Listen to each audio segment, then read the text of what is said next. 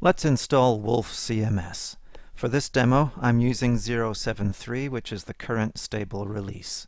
The first thing we do is get it from GitHub. We take our download. I've already downloaded the zip to my local hard drive. When I get it, it has a long GitHub type name like this. Let's unpack it. I'm using 7-zip, and I'll just unpack to its own directory. You'll see it goes pretty quickly. And here's what we've got. When we look inside, GitHub adds these tags as well. Go in one more level, and that's Wolf. That's what we're looking for. I'm going to install this locally because Screener only allows me 5 minutes for this introduction. So here we go. htdocs is where I put my websites on localhost. I need to create a new directory for this one. I'm going to call it demo. Into demo, I put all of Wolf CMS. There it is. I want to have clean URLs, so I'm going to open the htaccess file for editing. Let me get that here for you. This is what I need to change. The rewrite base here wants to be the directory where I've put Wolf. Well, I've just put it in demo.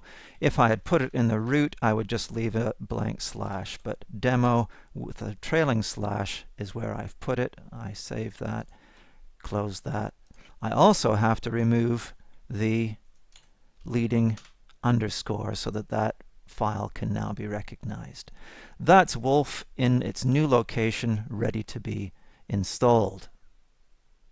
However, I need a database for it to use. So I'll go to phpMyAdmin, a good tool for this job. I'm going to ask for a new database. I'll just call it demo as well. I set it to a Unicode collation type. I create the database. It's ready to be used. What I need to do now is navigate to the location of Wolf. Well, it's on localhost, and it's in demo. And let's see what happens. Right, well, I'm ready to install. Looks like Wolf's telling me I've got PHP, I've got a database, I just need one of these three. It's found URLs are writable. I can continue to install. Then I fill in these fields. I can pretty much use my default locations here. Localhost is where my server is. If you're on shared hosting, you might have a special server that you need to get from your host.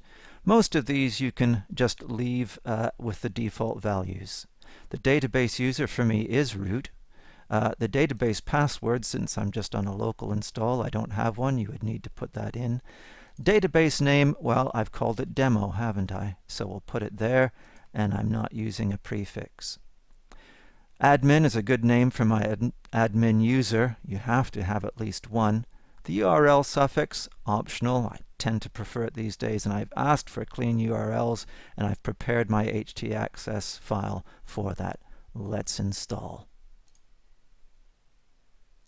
Well, looks like I've been successful. I'll need this auto-generated password to get in the first time, so I'm just going to save it. I can run the security check. I won't do that just now because I'm running out of time.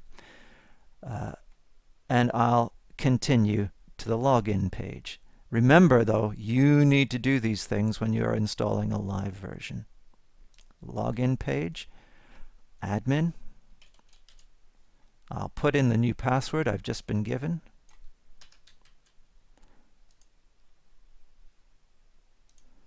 There's Wolf. It's installed. I can look at the site.